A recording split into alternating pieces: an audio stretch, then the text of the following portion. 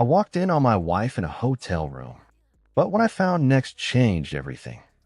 All right, I don't know where else to post this, and honestly, I just need to get it out of my system before I explode. I've been pacing around my apartment for the last 6 hours, running on nothing but rage, confusion, and the last bit of hope that maybe, this isn't real. But deep down, I know it is. I saw it with my own eyes. Let me start from the top. My name's Ryan. I'm 33. Been married to my wife, Danielle, for 6 years. We met at a mutual friend's party back in college. She had this spark, this effortless charm that drew people in. I was just some quiet IT guy, but for some reason, she picked me. Said I was different, that I made her feel safe. God, that word, safe, it's burned into my brain now. Danielle is, or I guess was, a high school English teacher. Kind, empathetic, crazy good with kids. Everyone loved her. My parents adored her. My friends kept saying I outkicked my coverage. I agreed. I still do. Or did. For the longest time, I thought we had the perfect marriage. No screaming matches, no money problems, no sketchy behavior. We'd laugh at dumb Netflix shows, cook together, plan vacations we never had time to take. She always kissed me before work. Always texted me good night when she stayed with her sister out of town. Always said, I love you. It was peaceful. Safe. And then 2 weeks ago, everything changed. It started small. Danielle got this new phone. Said her old one was too slow. Fair enough, right? Except she wouldn't let me near it. I don't mean in a paranoid way. I mean she'd take it into the bathroom with her. Wouldn't even let it out of her hand when she was cooking. I joked about it once, and she laughed, but her eyes didn't. Then she started working late. A lot. Parent-teacher conferences, she said. Curriculum changes. Budget meetings.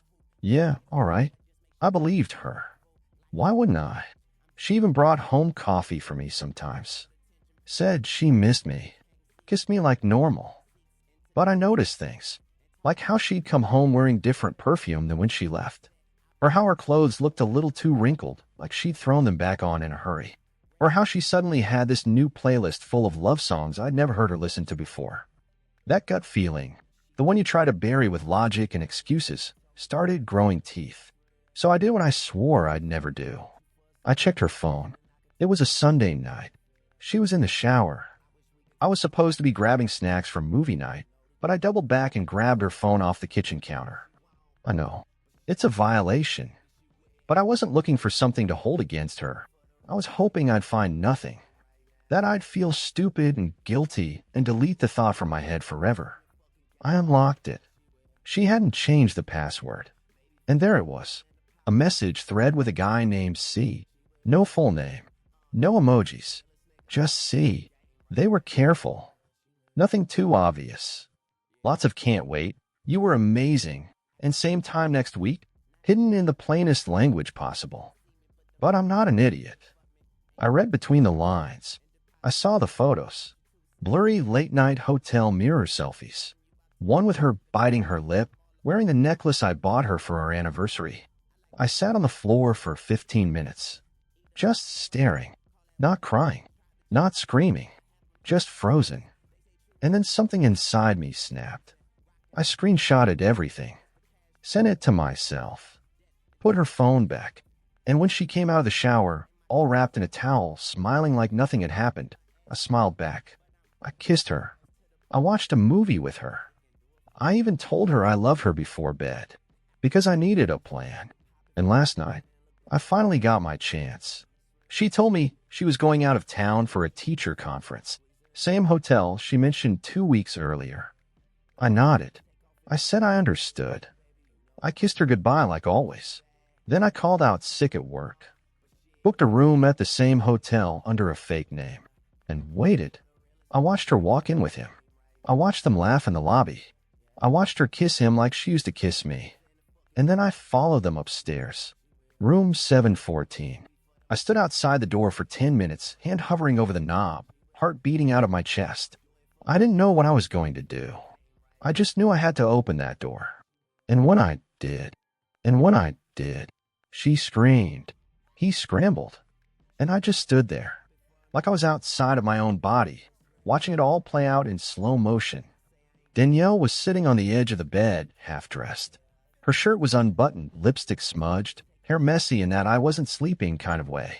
The guy, see, jumped up from the other side of the bed, clutching his jeans like he was in some bad rom-com. Except this wasn't a movie. This was my life. What the hell? She shouted, yanking the sheets up to cover herself like that would somehow fix it.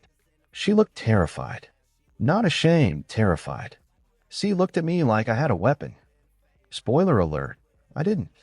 I didn't even have a plan past this point. Just rage and adrenaline. I didn't say a word.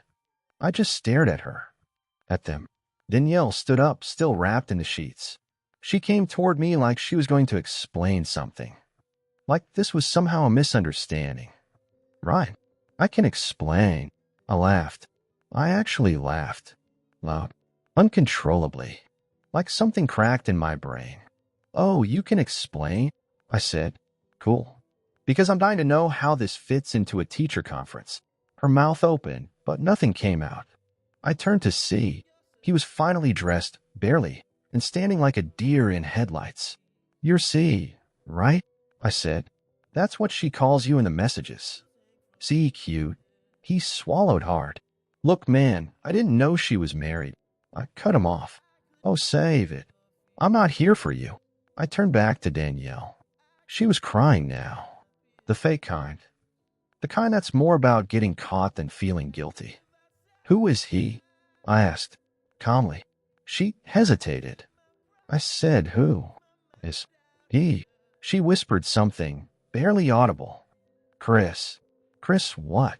She closed her eyes like she was bracing for impact. Chris Mendoza. And that's when the second gut punch hit. Chris Mendoza was one of my coworkers. We've been on the same team for over 4 years. Grabbed beers together. Traded fantasy football, trash talk. He even came to our wedding. You ever feel rage so pure that it makes you go still? Like your body physically can't contain it, so it just shuts down? That was me. I stepped back into the hallway. She tried to follow me, but I held up my hand. Don't.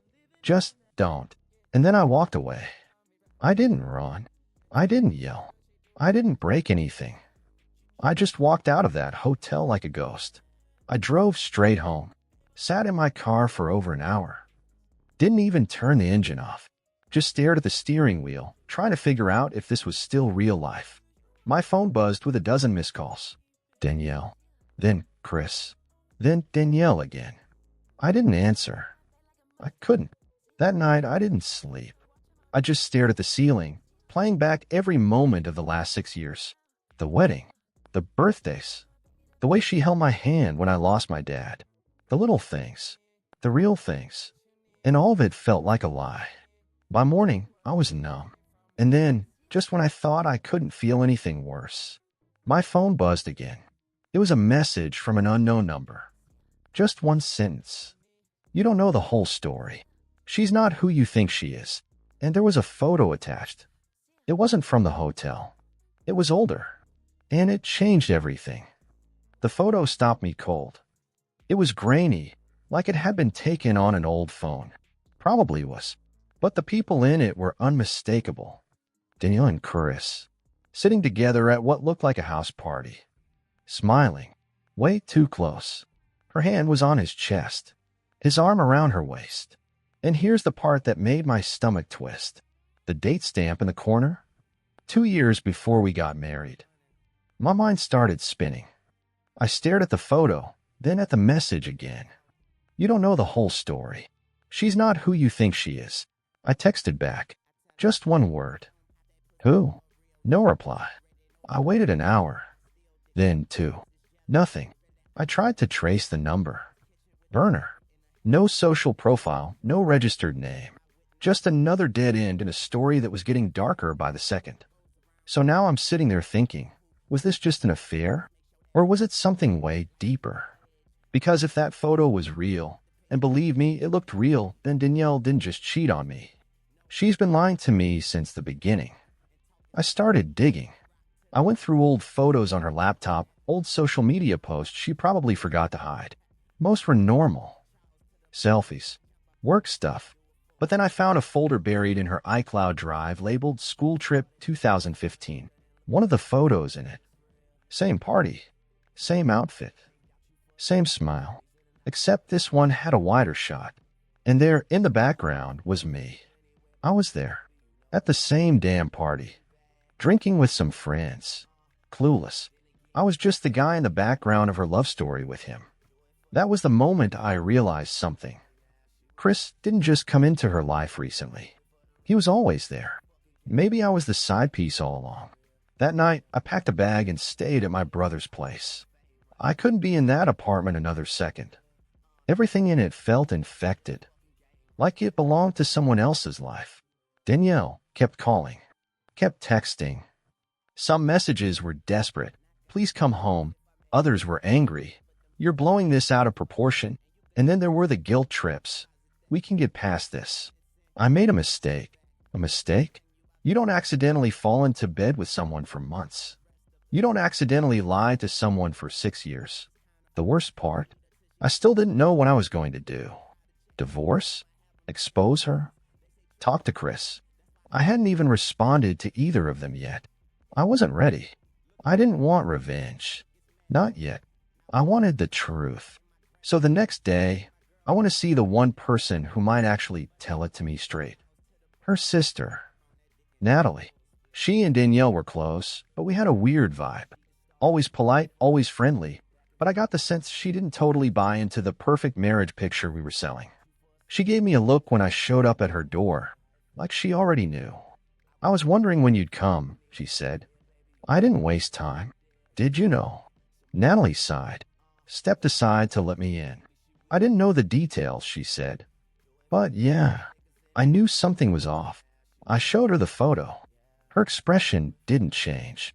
I saw them together once, before you guys were engaged.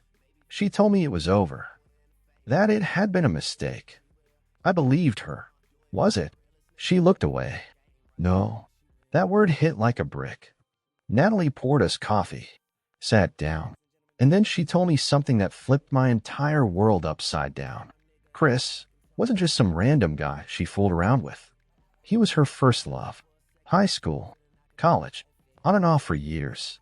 They were toxic, obsessive. She told me she finally cut him off for good when she met you. But she didn't. Natalie shook her head. I think she wanted to. I think she tried. But some people, they don't ever really leave your system. I leaned back, the weight of it all settling in. This wasn't just cheating. It was history. And I was just the chapter in between. After I left Natalie's place, I drove around for hours. No music. No destination. Just me, the road, and the ghost of everything I thought my life was. I wasn't heartbroken anymore. I wasn't confused. I was focused. Because now I knew what this was. Not just betrayal, not just some clumsy affair. Danielle had chosen this man, repeatedly. And I was just the one dumb enough to believe I'd replaced him. She wanted safety. That was me. She wanted excitement. That was him. And now, I wanted the truth. All of it. No more hiding. No more letting her control the story. So I did something I'd never done before. I called Chris. I wasn't expecting him to pick up, but he did. On the first ring. Ryan, he said, voice slow, hesitant. Meet me, I said. No games. 1 hour. Corner of Madison and 5th, bring everything. He knew what I meant. When he showed up, he looked like hell. Like a guy who finally realized the wreckage he helped cause. He had this beat-up folder in his hand, shaking a little. We sat at a bench in the park, away from the noise, and for the first few minutes, we didn't say anything. Then he dropped the bomb. I never stopped seeing her, he said. Even after she married you. I stared at him. He couldn't even meet my eyes. It wasn't constant, he added. She'd ghost me for months, then show up. Or I'd run into her at some school event. She teaches near my nephew's school. We'd talk. One thing would lead to another. You loved her. He nodded. Since we were kids. And she loved you? He hesitated. I think she loved what we were. Not who I am now. That was honest. I could tell. And it somehow made it worse. I pointed to the folder. What's that? He slid it to me. Messages, emails, letters. I don't know why I kept them. Maybe I always thought she'd come back for real. I opened it. There were emails from 10 years ago. Notes she wrote him during her first teaching job. And more recently, screenshots of messages she sent him just a month before our 5th anniversary. Things like, I wish I could live 2 lives. One with you, one with him. He's safe. You're real. I miss who I used to be when I was with you. I closed the folder and leaned back. I don't know if you're brave or pathetic, I said.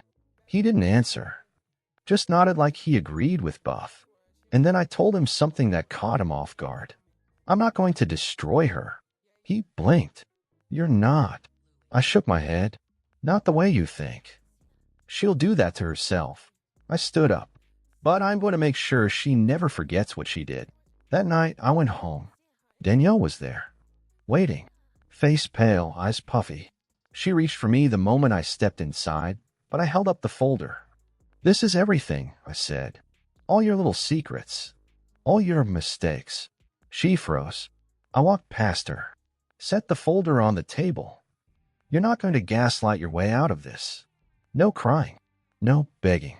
No promises. I'm not here to talk. I'm here to end it. Her voice cracked. Ryan, please. I'm not finished. She shut up. You didn't just cheat on me. You built a life on top of a lie. You used me to feel safe. You used him to feel alive. And in the middle of all that, you never stopped to ask what I wanted. Who I was. What I deserved. I pulled out the papers I had printed earlier. Divorce papers. Her hand shook when she took them. You already filed, I said. You'll be hearing from my lawyer. And just so you know, I'm not taking revenge. I'm taking control. She collapsed onto the couch, holding the papers like they were made of fire. And then I dropped the final blow. I know about the apartment. Her head snapped up, eyes wide. Yeah, I hadn't told you that part yet. Because in all that digging, I found something else. A hidden lease agreement. Signed by her. Paid for by him.